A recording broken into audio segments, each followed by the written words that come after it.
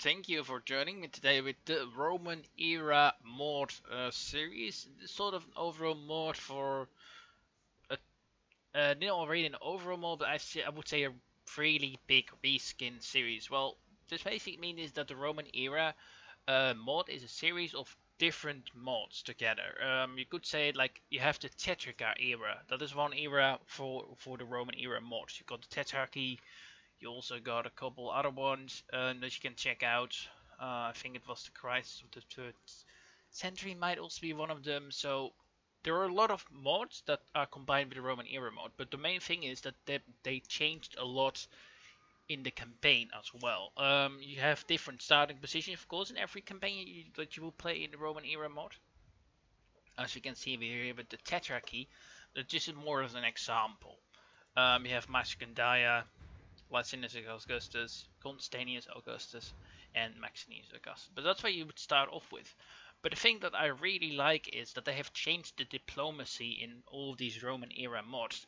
What makes smaller factions, the smaller faction with one province, respect the big factions with very many provinces. What would be normal in real life. That is also what you see right now. That like the smaller countries in the world, unfortunately enough, they have less to say than the big power countries in the world. That is just how that works, and and that's also what you see back in the diplomacy that they have tried to work into in this mod, and that is really nice. So that's really one of the plus points. Also, what they've done is increase the units amount, although I must say that might be a bit of a problem just because of the engines that Total War has, and it just can't handle the amount of units in one area too much, especially if the AI is going to bottleneck.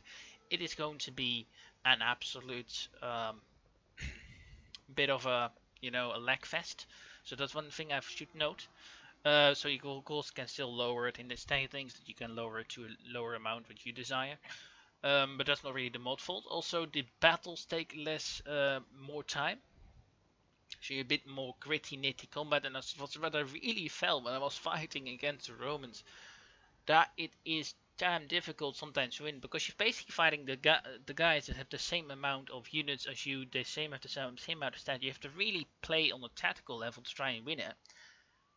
And if you don't do that, you're going to get smited, at least in the numbers that you will lose. And you will also see that in the battle that we're going to fight, and I will show you off because that is going to be a really interesting one. I hope you enjoy that. So anyway. With that, we're just going to take a look on that in the campaign map soon enough. In the campaign map itself, not really much does happen or change. There is the reskins of the units have been changed, all that kind of stuff, but there are not really any really new additions to units variety. Like there are not really any new units, but there are many reskins and also changes in stats and vies and all that kind of stuff. So it takes longer.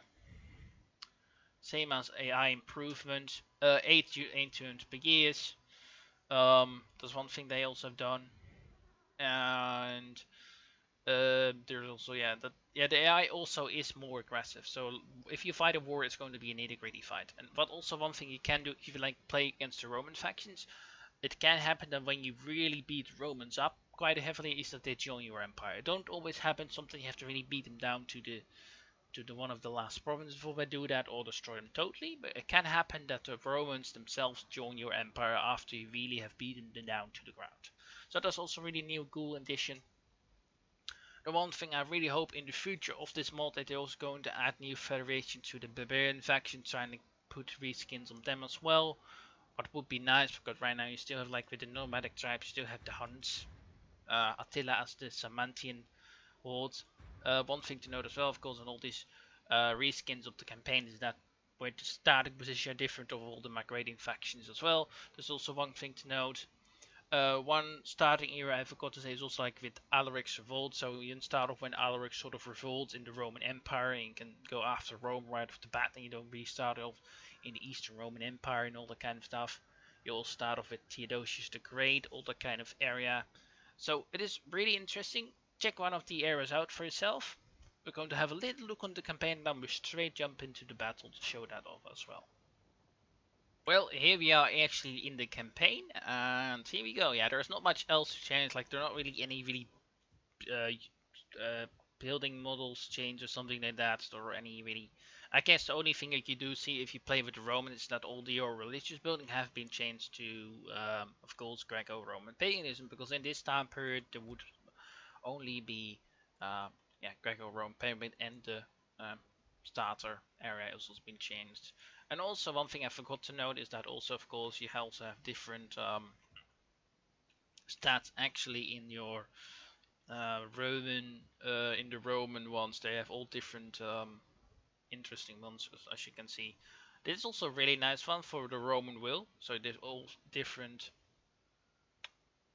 faction buffs instead of having the ones you had in the normal campaign. So you can see over here we have Imperial Legion, Canlea, that's the normal one that holds, and you also have the Roman will, but it's really nice. You can just fortify and on reforming the Western Roman and control 80 regions. So you can actually reform the Western Empire if you wanted to. I think that's just some. I hope they would rename that at some point to reform the Roman Empire. That would be better. They would call it that instead of the Western Empire. But that's sort of a mechanic that you can that they implemented from I think the Roman Expedition one. But anyway, this is the campaign. We have of course over here we have these larger units. Not really any new reasons for the model for these ones, but the models in battle are certainly different and they look really good. But we'll take a look at that right away now in the battle. So let's go to that one. Well, here we are with the battle, at least for the now. Where of course we have the armies lined up. We see here are the forces of Licentius Augustus with his Roman troops, of course. As you can see, the reskins all look overall really good. They've done a real great job. Also, you can see over here, I must admit, they just look great. And yeah, this is but not much else you can say because the units just look great. They have done a good job and they look nicer than would they be in a normal campaign. And yeah, here we go. We got of course these last army sizes as well. Got both sides lining up for war. My army as well, and our honor guys are also firing the field, getting a whole load of kills here, of course, because of the area of effect damage from fire. I think these ones possibly are the best fire effects that you have in any Total War game, to be honest. Like, yeah, that's Attila I think is known for that. I think this game is the best for that if you want fire effects, I must admit, yeah. That's at least my opinion. I'm not sure if that's yours, but my opinion that's the best fire effects of the game. But overall, we're just fighting, of course, this battle. And over here, you see some more units. Equites Pramoti, a little bit different. Always really nice, colorful look as well. And we got here Cataphractari charging in. Oh, they got pelted. Oh, that's the reason. And here we got another one. These are actually the Palatina guards. At least, yeah, Palatina. We got the Palatina with a nice kill armor. Really cool looking, of course, as always. Very nice. Fighting for their emperor, the Maximus Dia, who is over here as well. I'm not sure if we can find him. Don't think so. Yeah, here he is actually, with his cloak and his more ornate helmet. And already got a fight going on between both forces. We've got his pikes from the Germans, of course, fighting the nice purple cloaking. And as you can see, they all look the same. There's not really any differentiation between the units, so I could not tell you which one would be us if I didn't know the position of our units. But if you would just come over here, you would say, okay, who's who?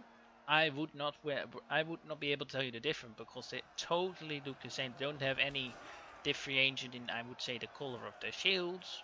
At least these ones, of course, do because they're spears. But in the like the melee unit, nope. No differentiation, no in color, but that's sort of realistic because I'm not sure how they would have done that. Like if you would go to historical Roman troops, no, I don't know how they would have done that. If you know in the comments on how like forces of the Romans would have differentiated themselves, yeah, yeah, make them sure that they could keep themselves apart in battle. Let me know in the comments because I would love to know that. Maybe this was because okay, you come from that side, you come from that side, so you sort of start fighting each other. I don't know. Anyway, very cool of course. Cool looking unit, and they have done a great job so far. And here we can also see the battle stats as well. You see the amount of units. These ones are Oracle's information, though that certainly does help them out. My cavalry got absolutely smacked in this one. And as you can see, we are outnumbered in the beginning of the battle, but we are already killed like 1,000 of them, so that's overall not too bad. But our cavalry have been hammered in this battle, so we don't have much cav left. So overall that's no good for us. Anyway, here we go.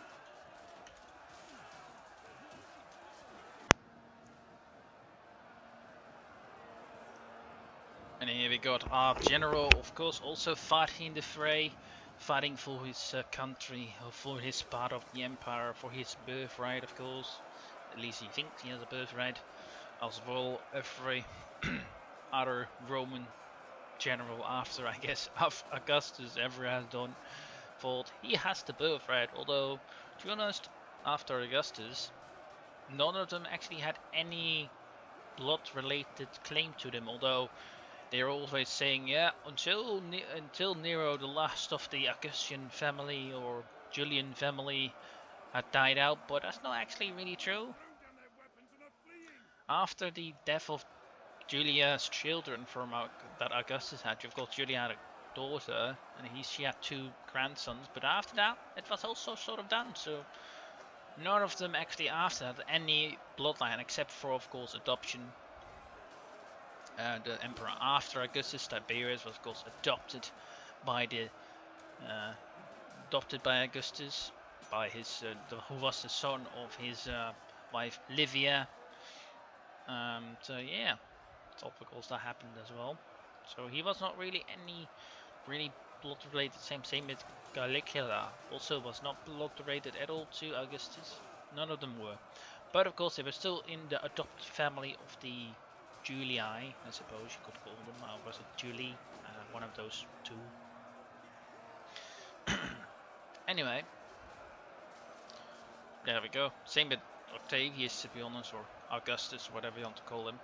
He was also not, of course, the real son of Caesar, but he was the adopted son of Caesar. He was a nephew, so he was blood related. So overall, not bad.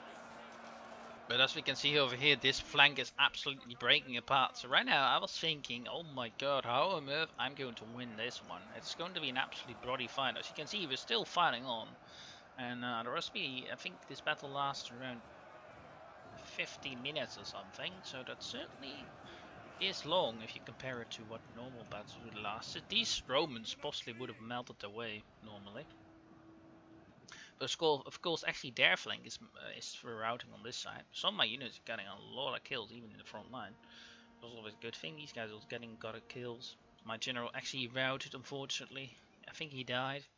Maxedania fighting on the battlefield as a Roman general. Not a coward, of course. Not waiting on his horse in the back lines, but fighting beside his men to the death. Here we go, got their Palatina as well, getting a whole lot of kills, not bad. And one of these units again routing, pursuing of course their foe. Still a lot of battling going on, but of course as you can see the battles are taking longer. I hope so far you have been enjoying this little spotlight. It's certainly interesting, so check out again the Roman era mod. I will link description below to the Tetrarchy mod. But of course on the Team Workshops there are of course more things for that. So again, link in the description below, and if you want to see more mod spotlight for Total Attila, Rome 2 or any other Total War related videos, don't forget to hit that subscribe button, and I hope to see you all in the next part. And I hope you enjoyed this little cinematic battle, and of course the show all of the battle, the units will again look great. Again, thank you for watching, and if you think it's worth a like, so help me out with the new YouTube algorithm, that always helps out, so it can be shown to more people. Thank you for watching, have a great day, and it was Heroes of the Greeks with the Roman era spotlight video. Bye bye, and have a great day.